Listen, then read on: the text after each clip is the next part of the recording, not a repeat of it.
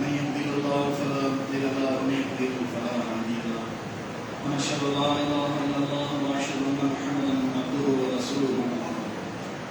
يا ايها الذين امنوا اتقوا الله حق تقاته ولا تموتن الا وانتم مسلمون. يا ايها الذين امنوا اطيعوا الله واطيعوا الرسول اذا تبتم المؤمنين. يا ايها الذين امنوا ادخلوا في سلم كافه ولا تتبعوا خطوات الشيطان انه لكم عدو مبين. فانزلوا ببعض ما جاءكم بالبينات فان الله هو عزيز رحيم. اللهم صل على محمد وعلى ال محمد كما صليت على ابراهيم وعلى ال ابراهيم انك حميد مجيد.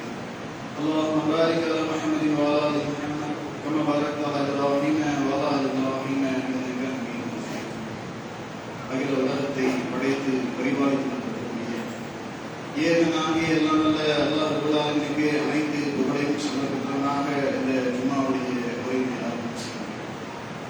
அவர் பொறுத்திருந்து இந்த அகிலத்துக்கோர் ஒரு அருட்படையாக அனுப்பப்பட்ட நல்ல பெருமானார் நபிகள் நாயகம் ரசூலுல்லாஹி ஸல்லல்லாஹு அலைஹி வஸல்லம் அவர்கள் மீதும் அவருடைய வாழ்க்கை நெறிகளை தங்களுடைய வாழ்க்கை நெறிகளாக படித்து வந்து வாழ்ந்த உத்தம சஹாபாக்கள் சஹாபிய பெண்மணியின் மீதும் இந்த மார்க்கத்திற்காக அன்பார்பட்ட அனைத்து அல்லாஹ்வின் நல்லடியார்கள் மீதும் குறிப்பாக நம்முடைய தூய மார்க்கத்தை அதன் தூய வழிகளை அறிந்து கொண்டு அதன் அடிப்படையில அமல் செய்து ஈரோகத்திலும் வெற்றி பெற வேண்டும் என்ற ஒரு உணர்வான நோக்கத்தோடு ஒன்றும் மீதும் ஏகனாகிய எல்லாம் அல்லாஹ்வுடைய சாந்தியும் சமாதானமும் என்றென்றும் நீடித்து நிலவுமாக. கண்ணியத்துக்கும் மாண்புக்குரிய வறுமையை தப்பக்கூடிய சகோதர சகோதரிகளே, அல்லாஹ் ரப்பல் ஆலமீன் மீது விதியாக்கியிருக்கிற இந்த ஜும்மா என்கின்ற சிறிய ஒரு நாளை அதனுடைய உள்ள தூய்மையோடு நிறைவேற்ற வேண்டும் என்ற எண்ணத்தோடு நாம் எல்லாம் இங்கே கொண்டு வந்திருக்கிறோம். வல்ல ரஹ்மான் நம் மீது கடமையாக்கியிருக்கிற இந்த ஜும்மாவுடைய எண்ணங்களை எல்லாம் நிறைவு செய்வானாக. சில அறிவுரைகளை வழங்கிக்கொள்ளலாம் என்கின்ற ஒரு நல்ல நோக்கத்தோடு ஆடம்பரமான உலக வாழும் அழியா மறுமையும் என்கின்ற தலைப்பு இங்கே தேர்வு செய்யப்பட்டிருக்கிறது. இந்த உலகத்தில் வாழ்ந்து கொண்டிருக்கக்கூடிய அத்தனை முஸ்லீம் நுழைய வேண்டும் என்ற பிரதான நோக்கம் தான் இஸ்லாமிய மார்க்கத்தை எடுத்து அதனுடைய அங்கங்களை சட்டங்களை நம்முடைய வாழ்விலே கடைபிடிப்பதற்கான பிரதானமான ஒரு நோக்கமாக இருக்கிறது. எந்த இஸ்லாம் மறுமைக்காகத்தான் இந்த உலகத்தில் உடைய வாழ்க்கையை அமைத்துக் கொள்ள வேண்டும் என்று சொல்லி இருக்கிறதோ அந்த இஸ்லாமிய மார்க்கம் தான் அதே நபிகள் நாயகம் அல்லாஹ்வுடைய தூதர் முஹம்மது நபிகள் நாயகம் அவர்களிடம் இந்த துனியாவில் வழங்கப்பட்டிருக்கிற இந்த ஆடம்பரத்தை பார்த்து நீங்கள் சாய்ந்து விடக்கூடாது. இந்த உலகத்தில் இருக்கக்கூடிய சுகங்களை செல்வங்களை அல்லது இந்த உலகத்தில் நமக்கு வழங்கப்பட்டிருக்கிற சில விதமான சலுகைகள்லாம் நாம் எல்லாம் பயன்படுத்திக் கொண்டு அவசியே நாம் முழுகியவர்களாக இருந்த வண்ணம் நாம் இருந்தோம் என்று சொன்னால் பாவத்தை செய்தவர்களாக நாளை மறுமையிலே குற்றம் நிறைந்த மனிதர்களாக நன்மை அற்றவர்களாக இருக்கக்கூடிய ஒரு நிலைக்கு ஆளாக்கப்படுவோம் என்று ரசூலுல்லாஹ் அவர்கள் வழி அமைத்திருக்கிறார்கள். நாம் இந்த உலகத்தில் ஏற்றிருக்கிற கொள்கையின் பார் அதனுடைய செயல்பாடுகளை அமைத்துக் கொள்ள வேண்டும் என்று சொல்லி பெருமானார் அவர்கள் நமக்கெல்லாம் முன்மொழிந்திருக்கிறார்கள். எந்த அளவிற்கு என்று சொன்னால் ரசூலுல்லாஹ் அவர்களுக்கு அல்லாஹ் ரப்பல் ஆலமீன் உபதேசம் புரிகின்றார். இந்த உலகத்தில் ஈமான் கொண்டிருக்கிற ஒட்டுமொத்த மக்களுக்கும் அல்லாஹ் ரப்பல் ஆலமீன் சொல்லக்கூடிய உபதேசம் என்பது ஒன்று. குறிப்பிட்டு நபிய நாயகத்திற்கு சில நேரங்களில் அல்லாஹ் ரப்பல் ஆலமீன் உபதேசம் செய்வான். வலல் ஆகிரத்து கைரு லக மினல் ஊலா. நபியே முஹம்மதே, உங்களுக்கு இந்த உலக வாழ்க்கையை விட மறுமையுடைய வாழ்க்கை இருக்கு பார்த்தீங்களா, அவைதான் சிறந்ததாக இருக்கிறது, அவைதான் உங்களுக்கு தகுந்த இடமாக இருக்கிறது, அவைதான் அல்லாஹ் உங்களுக்கு கொடுக்க வேண்டிய ஒரு பரிசாக இருக்கிறது. இந்த உலகத்தை பார்த்து நீங்க சாய்ந்தவாதீங்க. உலகத்தில் வழங்கப்பட்டிருக்கிற அந்த இன்பத்தை நீங்கள் பெரிதாக கருதி உங்களுடைய வாழ்க்கையை இந்த உலகத்தோடு மிகைத்து விடாதீர்கள், அதாவது முடித்துக் விடாதீர்கள் என்ற விஷயத்திலே அல்லாஹ் ரப்பல் ஆலமீன் நபிகள் நாயகத்திற்கு உலகத்துடைய ஆசை உங்களுக்கு இருக்கக்கூடாது. மறுமைக்காகத்தான் நீங்கள் இந்த உலகத்தில் அனுபவப்பட்டிருக்கிறீர்கள். உங்களுடைய வாழ்வு மறுமையுடைய வாழ்வாக அமைத்துக் கொள்ள வேண்டும் என்று சொல்லி நபிகள் நாயகத்துக்கு அல்லாஹ் உபதேசம் கொடுக்கிறார்.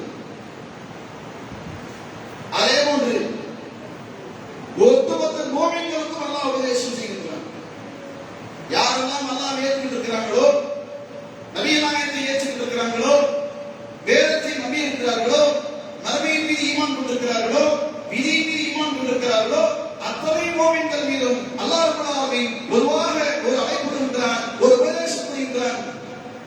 வல் ஆখিরাத்து கைரு வ அஃதல். மக்களே, நீங்கள் இந்த உலகத்தில் இருக்கக்கூடிய செல்வத்தை பார்த்து பேரின்பம் என்று சொல்லிக் கொண்டிருக்கிறீர்கள். இந்த உலகத்தில் இருக்கக்கூடிய வசதி வாய்ப்புகளை உங்களுடைய வசதி வாய்ப்புகளாக மாற்றிக்கொள்ள வேண்டும் என்று சொல்லி அன்றாட பல மணி நேரங்களிலே கடுமையாக உழைத்து பல தியாகங்களை புரிந்து கொண்டிருக்கிறீர்கள். இந்த உலகத்திலே வாழ்வது உங்களுக்கு அற்பம் நிறைந்த மரணத்தை சுவைக்கக்கூடிய இந்த வாழ்க்கைக்காக இவ்வளவு நீங்கள் சிரமப்படுகிறீர்களே, உங்களுக்கு இந்த உலக வாழ்க்கை சிறந்தது கிடையாது, நிலையானது கிடையாது. கைரு, நாளை மறுமையில அல்லாஹ் கொடுக்கக்கூடிய அந்த சுவன பூஞ்சோலை இருக்கு பார்த்தீங்களா, அவைதான் நீங்கள் இந்த உலகத்தில் பார்க்கக்கூடிய வைரத்தை விட, பெரிய பெரிய மாளிகையை விட, பட்டாடையை பற்றுகிற ஆடையை விட, சொகுசு நிறைந்த வாகனத்தை விட, இந்த உலகத்தில் வழங்கப்பட்டிருக்கிற உயர்தரமான உணவை விட எல்லாத்தையும் விட சிறந்ததாக இருக்கிறது. இந்த உலகத்தில் உணவுக்காக சில பேர் ஆசைப்படுவோம், உடைக்காக சில பேர் ஆசைப்படுவோம், வாகனத்தின் மீது ஆசை வைத்திருப்போம், செல்வத்தின் மீது ஆசை வைத்திருப்போம், வீடுகளுடைய கலைநயத்தின் மீது ஆசை வைத்திருப்போம். இந்த உலகத்தில் நீங்கள் எதையெல்லாம் சிறந்தது என்று சொல்லிக் கொண்டிருக்கிறீர்களோ, 10 கோடி ரூபாய் மதிப்புள்ள ஒரு பொருளை வாங்கி உலகத்திலேயே இந்த பொருள்தான் இன்றைய தினம் சிறந்த பொருள் சொல்கிறீர்களா? என்னிடத்தில் இருக்கக்கூடிய வாகனம் தான் உலகத்திலேயே ஆகச் சிறந்த மிக உழைவு ஒரு பொருள் என்று சொல்லி பெருமை தட்டிக் கொள்கிறீர்களா? கிடையாது. கைர் அதுவாக இருக்கிறது. இந்த உலகத்தில் நீங்கள் எதெல்லாம் பார்த்து பிரமிக்கிறீர்களோ, இன்பத்தை சுவைக்கிறீர்களோ, அத்தனை பொருளை விட நாளை மறுமையிலே அல்லாஹ் சுவனத்தில் கொடுக்கிறது சிறந்ததாக இருக்கிறது, நிலையானதாக இருக்கிறது. இந்த உலகத்தில் உங்களுக்கு ஒரு அருட்படை வழங்கப்பட்டிருக்கிறது, செல்வம். அந்த செல்வம் உங்களிடத்திலே அதே அளவுக்கோ அதே நிலைக்கோ நீடித்திருக்கும் என்று யாராலும் உத்தரவாதம் கொடுப்பீங்களா? உசுருக்கே உத்தரவாதம் இல்லாத பொழுது நம்முடைய பொருளுக்கு நமக்கு உத்தரவாதம் கொடுக்கலாமா? நிலையானது கிடையாது. இந்த உலகத்தில் அல்லாஹ் கொடுப்பது பிறகு சிறிய ஒரு இன்பம், சிற்றின்பம். ஆனால் மறுமையிலே உங்களுக்கு முன்னே இறைவன் வழங்கியிருக்கிற அந்த வாழ்க்கை நிலையானதாக இருக்கிறது. மரணமே இல்லாத ஒரு வாழ்வு, வயோதிகமே இல்லாத ஒரு வாழ்வு, நோய்கள் இல்லாத ஒரு வாழ்வாக அல்லாஹ் ரப்பல் ஆலமீன் திருமறை குர்ஆனிலே நமக்கான ஒரு உபதேசமாக செய்கின்றார். ஆனால் அதற்கு பின்பாக வரக்கூடிய வசனத்தை நாம படித்து பார்க்கணும் சொன்னா, நாம எதை நோக்கி சாய்ந்திருந்தோம் என்ற விஷயத்தை அல்லாஹ் ரப்பல் ஆலமீன் தெளிவுபடுத்துகின்றார். இந்த உலகத்தை அல்லாஹ் ரப்பல் ஆலமீன் பார்த்துவிட்டு இந்த உலகத்துக்கு நீங்கள் விரும்புகிறீர்கள், ஆனால் இந்த உலகத்தை விட நாளை மறுமையிலே நான் உங்களுக்கு கொடுக்கக்கூடிய பரிசு சிறந்ததாக இருக்கும் என்று அல்லாஹ் சொல்லியிருக்கிறானே, அந்த அல்லாஹ்வே நம்மை பற்றி நாம் எதை பெருசாக எண்ணுகிறோம் என்று பற்றி சொல்கின்றான். நீங்கள் இந்த உலகத்தை தான் விரும்புகிறீர்கள். உலகத்தில் வழங்கப்பட்டிருக்கிற வசதி வாய்ப்புகள் மீது நீங்கள் அளவு கடந்த பாசத்தை, ஆசைகளை, மோகத்தை வைத்துவிட்டு அதன் பக்கம் நீங்கள் சாய்ந்து விடுகிறீர்கள். கொஞ்சம் யோசிச்சு பாருங்க. நமக்கெல்லாம் நல்லா தெரியும், நம்மள மௌத்தா போகும்போது நல்லா தெரியும். இருந்தும் மரணத்தை சுவைக்கக்கூடிய நாம இருக்கிறோம் என்று எண்ணி இருந்தும் மரணத்துடைய விளிம்பில் இருக்கக்கூடிய மனிதன் துடிப்பது போன்று, மரணத்துடைய விளிம்பில் இருக்கக்கூடிய மனிதன் அல்லாஹ்விடத்தில் தௌபா செய்வது போன்று, மரணத்துடைய விளிம்பில் இருக்கக்கூடிய மனிதன் செய்யக்கூடிய அமலை போன்று நம்மளுடைய செயல்பாடுகள் இருக்கிறதா? காரணம், எல்லோரும் மரணத்தை சுவைப்போம், ஆனால் இப்போது நமக்கு மரணம் வராது. இன்னும் சில காலம் இருக்க போகிறோம். அந்த காலத்தில் நாம செய்ய வேண்டியதெல்லாம் இந்த உலகத்தில் அனுபவித்து விட்டு இறுதி நிலைக்கு சென்றவதியே நாமெல்லாம் அந்த நன்மையான காரியங்களை செய்து நன்மைகளை கொள்ளையடித்தவர்களாக இறைவனுக்கு நல்லடியார்களாக காட்சி தருவோம் என்ற ஒரு மமதியில இருக்கிறோம். ஒரு கற்பனை நிறைந்த வாழ்க்கையை வாழ்ந்து கொண்டிருக்கிறோம். யாருக்கு எப்பொழுது, எந்த நேரத்தில், எந்த இடத்துல எப்படி மரணம் வரும் என்று தெரியாது. நமக்காக நியமிக்கப்பட்டிருக்கிற வழக்கு மௌத்து இறைவனுடைய கட்டளை எதிர்பார்த்து இருக்கிறார். இறைவன் கட்டளையிட்டால் போதும் மரணம் நம்மை நிச்சயமாக சங்கமித்தே தீரும் என்று அல்லாஹ் மிக தெளிவான முறையில் எடுத்து சொல்கிறார். ஆனா நாம இந்த உலகத்துல இறைவனுடைய திருப்தியை நாடாமல், இறைவன் வழங்கக்கூடிய உயிரிய பரிசான சுவர்க்கத்தின் மீது ஆசைப்படாமல், இறைவன் கொடுக்கக்கூடிய அந்த பேரின்பத்தை நாம் பெற்றுக்கொள்ள வேண்டும் என்ற ஒரு துணிவுட ஆசை இல்லாதவர்களாக, பெயரளவுக்கு முஸ்லிம்களாக இந்த உலகத்தில் நாமும் மற்ற மனிதர்களோடு சேர்ந்து தொழுகின்றோம், மற்ற மனிதர்களோடு சேர்ந்து நோன்பு நோக்கிறோம், மற்ற மனிதர்களோடு சேர்ந்து தான தர்மங்களில் ஈடுபடுகின்றோம், மற்ற மனிதர்கள் திருமறை குர்ஆனை ஓதுகிறார்கள், நாமும் ஓதுகிறோம் என்ற நிலைக்கு நாமளும் பத்தோடு பருவமாக அங்கு வகித்துக் கொண்டிருக்கிறோமே. யோசித்து பாருங்க, சொர்க்கத்துக்கு முதியவர்களாக நாம் இருக்கிறோமா? சொர்க்கத்தை யார் உண்மையாக நேசித்தார் என்று தெரியுமா? இந்த உலகத்தை யார் உண்மையாக வெறுத்தார் என்று தெரியுமா? எத்தனையோ நபித்தோருடைய வரலாற்றை நாம் எல்லாம் கேட்டிருப்போம். கேட்டிருக்கிற நாம் நம்முடைய வாழ்க்கையோடு அவற்றை ஓசியோ ஒப்பிட்டு பார்த்தது கிடையாது. நம்மை விட மிக செல்வ சீமாட்டியாக இருந்த எத்தனையோ நபித்தோழர்கள் இந்த உலக வாழ்க்கை அற்பம் விளங்கினார்கள். எத்தனையோ ஏழை சோழர்கள் இந்த உலக வாழ்க்கை அற்பம் என்று எண்ணி நம்முடைய உயிரை மாற்றி இஸ்லாத்துக்காக நாளை மறுமையிலே நாம் பணிய முடியாத காரணம் ஏதோ அவருடைய நிறம் அந்த கருநிறத்தை வைத்து மக்கள் எல்லாம் அவரை வெறுக்கக்கூடிய ஒரு நிலைக்கு இருப்பார்.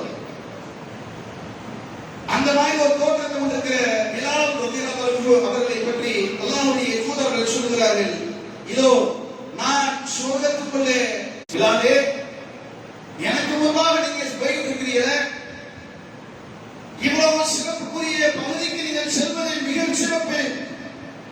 இந்த உலகத்தில் பேர் அழகை கொண்டிருக்கிற மனிதனுக்கு அல்லாஹ் எடுத்து காமிக்கல, பெரும் செல்வ சீமாட்டிக்கு அல்லாஹ் அந்த தர்ஜாவை கொடுக்கவில்லை. மக்களால் நிறுத்தக்கூடிய அளவுக்கு நீங்கள் கருணத்தை கொண்டிருக்கிறீர்கள், ஏழையா இருக்கிறீங்க, பாவனா இருக்கிறீங்க. இப்படிப்பட்ட தன்மை கொண்ட உங்களை அல்லாஹ் ரப்பல் ஆலமீன் சொர்க்கத்துக்குள்ள நுழைய செய்திருக்கிறார். என்ன காரணம், என்ன அமலை செய்திருக்கிறீர் சொல்லுங்கள் என்று கேட்டவுடனே அல்லாஹ்வுடைய தூதரத்துல அந்த தோழர் சொல்கிறார், யா அல்லாஹ், அல்லாஹ்வுடைய தூதரே, நான் எப்போ ஒழு செஞ்சாலும் எப்பொழுது ஒழு செய்தாலும் 2 ரக்காத் தொழுகிறேன். நான் ஒழு செய்கிறேன், அங்க தூய்மை செய்கிறேன், நான் தூய்மையாக இருக்க விரும்புகின்றேன். அந்த மாதிரி நேரத்தில் ஒரு சிலால 2 ரக்காத் தொழுவதற்கான நன்மையாக அல்லாஹ் ரப்பல் ஆலமீன் பிலால் ரலியல்லாஹு அவர்களுக்கு சுவனத்தை கொடுத்திருக்கிறார் என்று சொன்னால் கொஞ்சம் கற்பனை செய்து பாருங்க. நாம தான் பிலாலை பார்த்தா பைத்தியக்காரன் போம். காரணம், பிலால் ரலியல்லாஹு அவருடைய வாழ்க்கையை போட்டு நம்முடைய கூட்டத்தில் ஒரு மனிதர் இருந்தார் இல்லைங்களேன், அவரை பார்த்து நம்ம ஏராளமாக பார்த்து சிரிப்போம், கேவலமாக பேசுவோம். அவருடைய நடவடிக்கையை பார்த்து இந்த மாதிரி ஒரு புத்தி சுவாதனம் கொண்டிருக்கிற ஒரு மனிதனை இந்த உலகத்தில் காண முடியாது, பார்க்க முடியாது சொல்லி அவரை ஏளனப்படுத்துவோம். ஆனால் நீங்கள் யாரெல்லாம் ஏளனப்படுத்துகிறீர்களோ, பேசுகிறீர்களோ, அந்த மனிதரை தான் அல்லாஹ் ரப்பல் ஆலமீன் யாருக்கும் கொடுக்காத ஆகச்சிறந்த ஒரு பரிசை கொடுத்திருக்கிறான் சொல்லுவார். பிலாலுடைய வழி எவ்வளவு தெரியுமா? பிலால் ரலியல்லாஹு அவர்கள் அவர்கள் பட்ட துன்பங்கள் எவ்வளவு என்று தெரியுமா? அபூபக்கர் சித்திக் ரலியல்லாஹு அவர்கள் பிலால் ரலியல்லாஹு அவர்களை மீட்டெடுக்கிறாங்க. ஒரு இடத்துல அடிமையாக பணி செய்து இருக்கிற பிலால் ரலியல்லாஹு ஈமான் கொள்கிறார்கள். ஈமான் கொண்ட பிலால் அவர்களை ஆடை இல்லாமல் சுடுவானைகளும் மணல் பாலைவனத்துடைய சுடு நிறைந்திருக்கிற சூடா இருக்கக்கூடிய மணல்ல நிறுவனப்படுத்தி அவர்களை உருட்டுகிறார்கள். பாறை நெஞ்சு மீது வைத்து அவர்களை நசுக்குகிறார்கள். பார்க்கிறாங்க, கதறி அழுகிறாங்க, வழி தாழ முடியாது, பொறுக்கிற முடியல. இந்த அவலங்களை பார்த்த அபூபக்கர் சித்திக் ரலியல்லாஹு அவர்கள் பிலால் அவர்களுக்கு சில பொற்காசுகளை கொடுத்து அந்த அடிமையை நான் வாங்கிக் கொள்கிறேன் என்று சொல்லி அல்லாஹ்வுடைய தூதருடைய சுன்னாவை நிறைவேற்றியதாக அபூபக்கர் சித்திக் அவர்கள் அந்த பிலால் ரலியல்லாஹு அவருடைய அடிமைத்தனத்திலிருந்து மீட்டெடுத்தாங்க. கொஞ்சம் கற்பனை செஞ்சு பாருங்க. கால்நடையை போன்று, ஆடு மாடையை போன்றுதான் அன்றைய அரபு பிரதேசத்தில் வாழ்ந்த அடிமைகளை மக்கள் வாழ செய்திருந்தாங்க.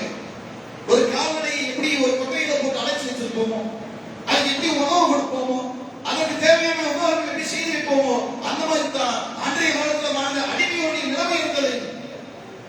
அவர் ஏன்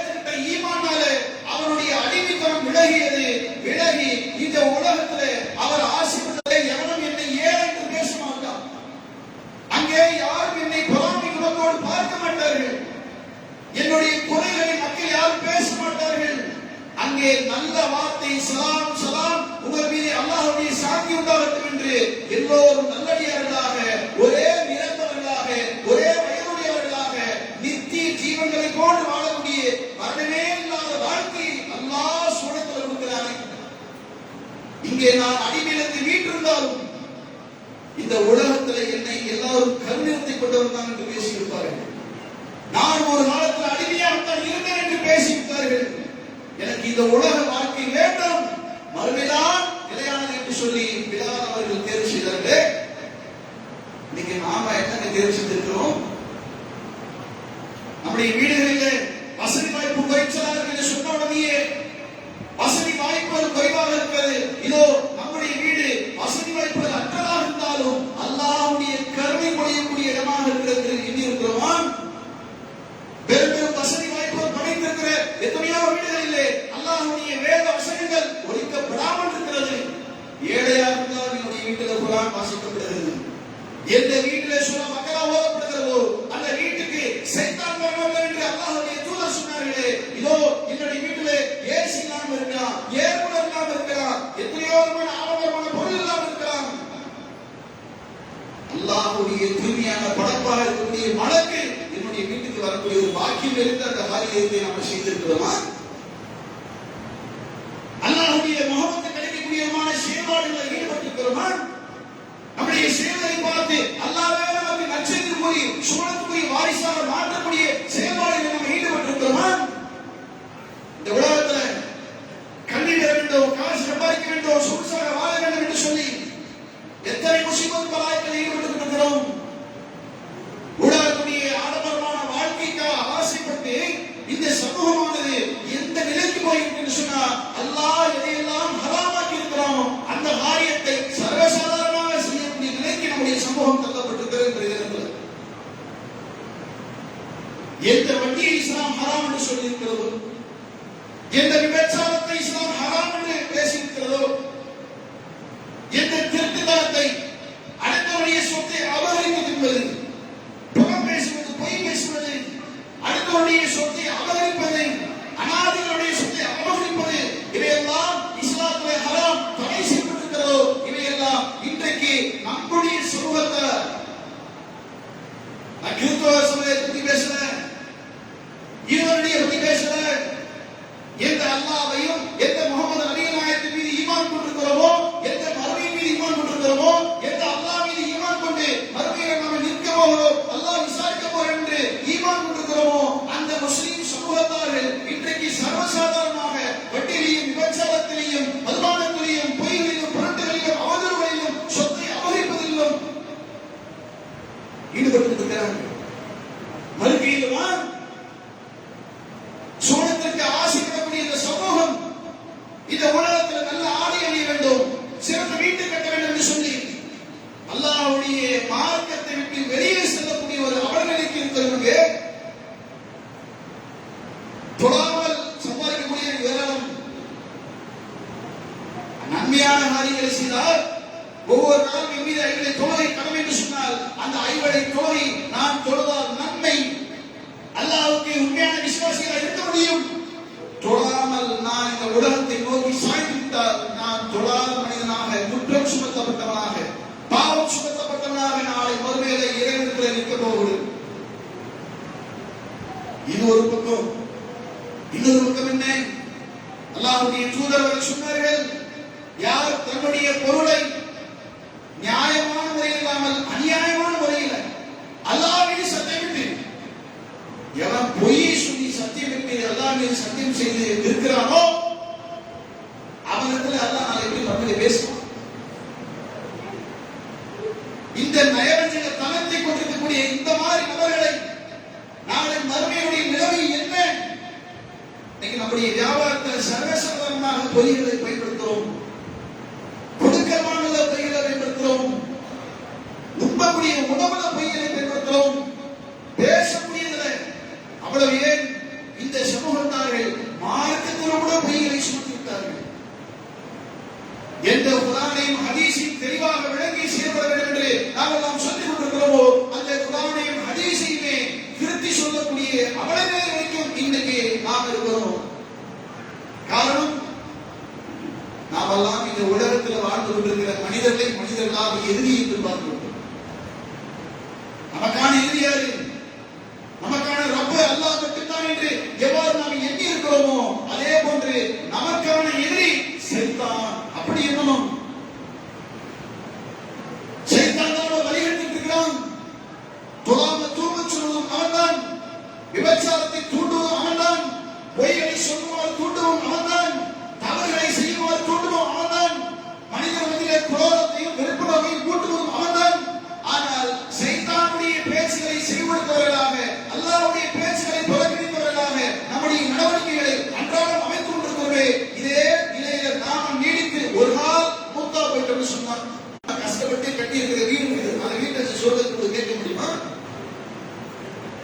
ஏழைகளுடைய சந்ததிகளை வெறுங்கையோடு விட்டு வராமல் அவர்களுக்கான சொத்தை சேமித்து வைத்திருக்கிறேன் அல்லாஹ், அந்த சொத்தை எல்லாம் உனக்கு கொடுக்கிறேன், அதை விட்டு சுவாதி கொடு என்று கேட்கிறோமா?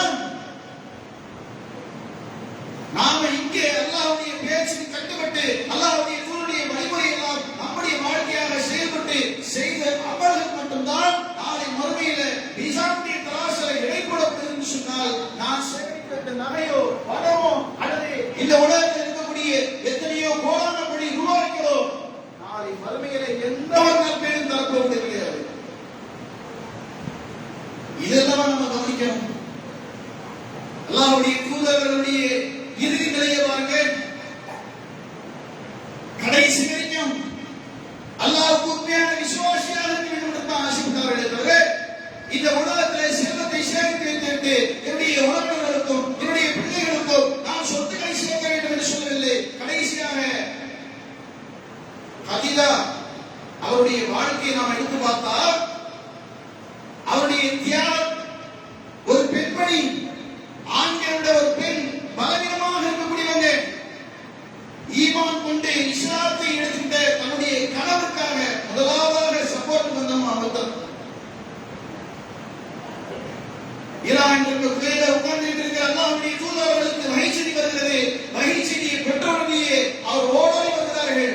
சமீனோரை என்னை புறத்துங்கள், ஏதோ எனக்கு கவலை ஏற்பட்டுவிட்டது, ஏதோ துன்பம் வருவது போல் இருக்கிறது, எனக்கு பதட்டமான ஒரு சூழல் இருக்கிறது, என்ன செய்வது தெரியவில்லை, என்னை புறத்துங்கள் என்று சொல்கிறார். அல்லாஹ்வுடைய தூதர் சொல்றாங்க, நடந்த சம்பவத்தை எல்லாம் சொல்றாங்க. வானத்துக்கு பூமிக்கு இடைப்பட்ட அளவுக்கு ஒரு உருவம் தோன்றியது, என்னை கட்டி அணைத்தது, இக்கட விஸ்வரப்பிக்கிறது என்று சொல்லி சொன்னது. முஹம்மது நபிகள் நாயகம் அவர்களுக்கு அவருடைய முதல் மனைவியாக இருக்கக்கூடிய ஹதீஜா ரலியல்லாஹு அன்ஹா அவங்க ஆறுதல் கொடுத்தார். நபி அவர்களுக்கு முன்பாக இருந்த அந்த சிறந்த தண்ணீரை நாம் எடுத்து அவங்களுக்கு நினைவுபடுத்தி மலகாரத்தில் செல்வோம். அவர் நமக்கு முன்பாக இருந்த வேதத்தை எல்லாம் அறிந்தவர்களாக இருக்கிறாங்க, அவர்களே சென்று இந்த முறையிடுவோம், அவர் நமக்கு ஒரு வழியை சொல்வார் என்று அவங்க அழைத்துட்டு போறாங்க. எண்ணி பாருங்க, ரசூலுல்லாஹ் நபியாகுவதற்கு இருந்த அந்த சிறந்த அமல்கள் நாம முஸ்லிமா என்ற பிறகு கூட நம்மள இல்லாம இருக்குதுங்க. இல்லாதவர்களுக்காக நம்ம கொடுக்கிறோமா? பசியினுடைய உணவு பசியை போக்குறோமா? மற்றவனுடைய துன்பத்தை விளக்கக்கூடியவர்களாக இருக்கிறோமா? மற்றவர்களுக்கு துன்பத்தை கொடுக்கக்கூடியவர்களாக நாம் இருக்கிறோமா? நம்முடைய நடவடிக்கை எப்படி இருக்கிறது?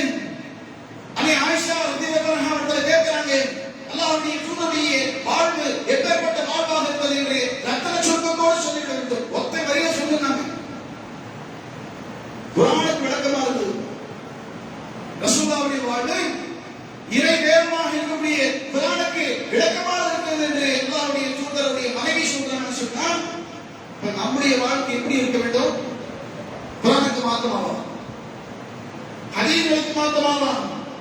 குர்ஆனையும் ஹதீஸையும் எந்த அளவுக்கு நம்ம பேசுகிறோமோ அதே அளவுக்கு நம்முடைய வாழ்க்கையில் நம்ம செயல்படுத்த வேண்டும் என்று, அந்த மாதிரி செயல்படுத்தினால்தான் அல்லாஹ்வுடைய பார்வையில் நம்ம சிறந்தவர்களாக இருக்க முடியும். வெறுமனே ஈமான் கொண்டால் மாத்திரம் போதாது. ஈமான் கொண்ட மக்கள் இந்த உலக வாழ்க்கையை தொடர்ந்து நாளை மறுமைதான் நம்முடைய வாழ்வை இலக்காக எண்ணி நம்முடைய உலக வாழ்க்கையில நன்மைகளை சேகரிக்க சொன்னால் அல்லாஹ்விடத்தில் சிறந்தவர்களாக நம்ம காட்சி தர முடியும். இன்னல்லதீன ஆமனு வ அமிலுஸ் ஸாலிஹாத், ஈமான் கொண்டு வஅமிலுஸ் ஸாலிஹாத், நல்ல அமல்களை புரிய வேண்டும். அந்த அமல்கள் நம்மளை நாளை மறுமையிலே சூழல் கொண்டு போய் சேர்க்கும். எப்படி விழாவில் அவர்களை கொண்டு போய் சேர்த்ததோ அதே போன்று. இல்லை சொன்னால் பாவத்தை சுமந்தவர்களாக நட்டவாளிகளாக நாளை மறுமையிலே நாம் எல்லாம் மாறிடுவோம்.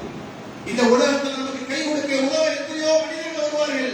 நாளை மறுமையிலே நரவாளியாக தீர்ப்பு கொடுக்கக்கூடிய மனிதன் சொல்வானாம், யா அல்லாஹ், இந்த உலகத்தில் இருக்கக்கூடிய எல்லா மனிதர்களும் கொண்டு போய் நரகத்தில் போது என்னை மட்டுமே விட்டுவிடு என்று சொல்வானாம். அந்த கதறக்கூடிய நேரத்தில் யாரும் பயன்பெற மாட்டார்கள். யாரும் யாருக்கும் உதவான அந்த மறுமை நாளிலே நம்முடைய அமல்கள் மட்டுமே நமக்கு கை கொடுக்கக்கூடியதாக இருக்கிறது. அந்த அமல்களில் நாம் எல்லாம் அதிகமாக கவனங்களை செலுத்தி உலக இன்பத்தை நாம் துறந்து இந்த உலகத்தில் அல்லாஹ் விருந்திற்கு அனைத்தும் அமானிதம், அதை பற்றி நாளை மறுமையிலே விசாரிப்பான் என்கின்ற அந்த நிலையை நாம் உணர்ந்து செயல்படும் என்று சொன்னால் நம்முடைய வாழ்வு நாளை மறுமையிலே சுவனத்துக்குரிய வாழ்வாக இருக்கும். மேற்பட்ட வாழக்கூடிய மக்களாக பல ரஹ்மான் புகழையும் ஆக்கியிருக்கிறோம் கூறி என்னுடைய முதல் முறையில் பேசுகிறேன். வாசலாக வெற்றிதாக பிலால் முஸ்லிம் இருக்கும்.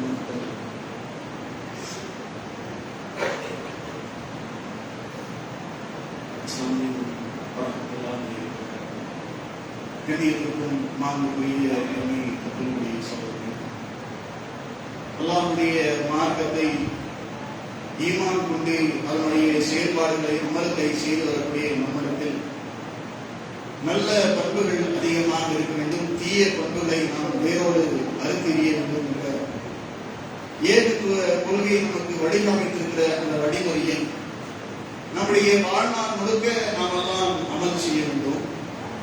அல்லாஹ்வுடைய தூதர் சொல்கிறார்கள், உங்களிடத்துல நல்ல பண்புகள் எந்த அளவுக்கு இருக்குன்னு சொன்னால், நல்ல பண்புகள் மூலமாக நமக்கு எந்த அளவுக்கு நன்மைகள் கிடைக்கும் என்று சொன்னால், அல்லாஹ்வுடைய தூதர் அவர்கள் சொல்கிறார்கள், நீங்கள் பேசக்கூடிய ஒவ்வொரு நல்ல சொற்களும் அல்லாஹ்வுக்கு மேலே செல்கிறது.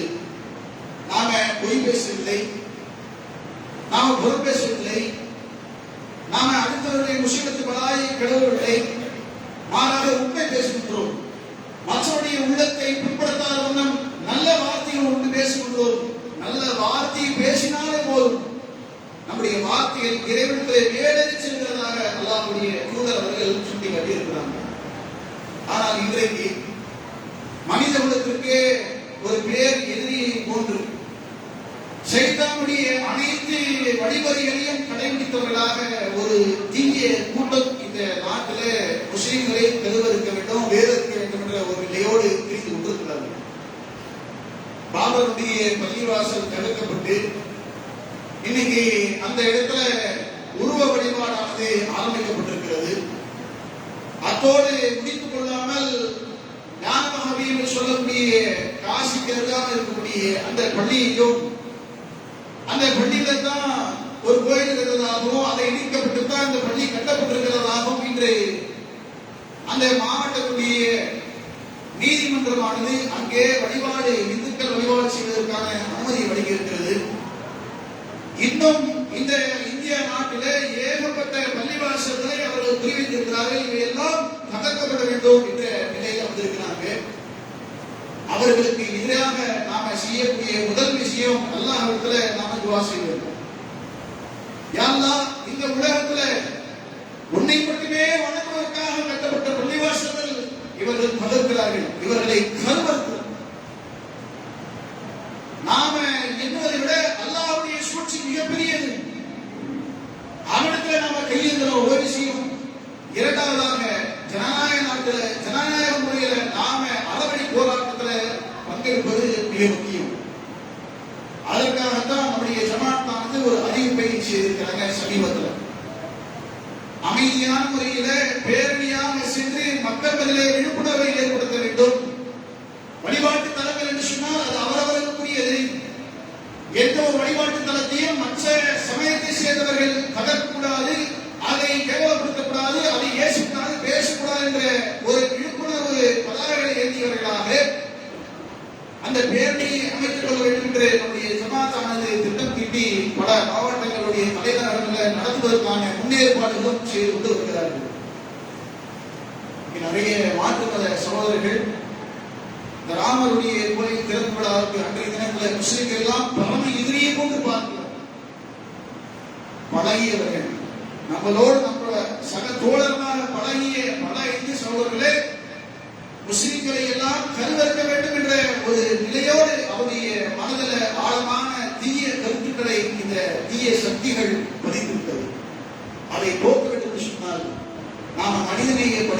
அதிகமாக ஈடுபட வேண்டும், சமுதாய பணியில் அதிகமாக ஈடுபட வேண்டும். அந்த மக்களுடைய உள்ளத்துல கரைபடிந்திருக்கிற அந்த கரையை போக்க வேண்டும் என்று சொன்னால், இஸ்லாம் காட்டி தந்திருக்கிற அந்த மனிதனை பணிகளில் நாம் ஈடுபட்டோம் என்று சொன்னால், வெள்ளம் வரும்போது எப்படி நாம் அவர்களுக்கு உதவினோமோ, மருத்துவமனையில் எப்படி குருதி தானத்தை செய்து உதவினோமோ, அவருடைய இயலாமை நிலையில் இருக்கும்போது கொரோனா போன்ற பேரிடர் காலத்துல அவருடைய சபலத்தை அவர்களே தூக்க முடியாத அவர்களிலே நம்ம எப்படி போய் சென்று உதவினோமோ, காலத்துக்கு தாழ்ந்தால் போன்று அல்லாஹ் நமக்கு ஒரு முன்னேற்பாடுகளை செய்து கொடுப்பான். அவசிலே நம்முடைய பங்களிப்பாக வைத்துக் கொண்டு அந்த சகோதரருடைய உள்ளத்தில் இருக்கக்கூடிய கரையை போகக்கூடிய பணியை ஈடுபட வேண்டும். அதே போன்று இந்த பேரில் நாம் குடும்பத்தோடு தவறாமல் பங்கெடுத்து சத்தியத்தை பிற மக்களிலே சொல்லக்கூடியவர்களாக இருக்க வேண்டும். இந்த உலகத்திலே அல்லாஹ்வுடைய தூதர் காட்டி தந்த அந்த அடிப்படையில் இந்த உலகத்திலே நமக்கு மரணம் கூட வரலாம், போகக்கூடிய பாதைகள் அனைத்திற்கும் அல்லாஹ் தான் பொறுப்பு. அல்லாஹ் தான் நமக்கு உயிரை கொடுத்தான், அல்லாஹ் தான் உயிரை எடுத்து போகிறான். அந்த அல்லாஹ் மீது உண்மையான உறுதியான நம்பிக்கை வைத்து நாம் செயல்பட்டோம் என்று சொன்னால் இன்ஷா அல்லாஹ் எப்படி இந்த உலகத்தில் வாழும் பொழுது சில நபித்தோழர்களுக்கு அல்லாஹ்வுடைய தூதர்கள் சுடக்கூடிய வாரிசு என்று முன்மொழிந்தார்களோ, நமக்கும் நாளை மறுமையில் சுவனம் நிச்சயம் கிடைக்கும் என்ற ஒரு நம்பிக்கையோடு நாம் செயல்படுவோம். அவ்வாறு செயல்படக்கூடிய மக்களாக வல்ல ரஹ்மான்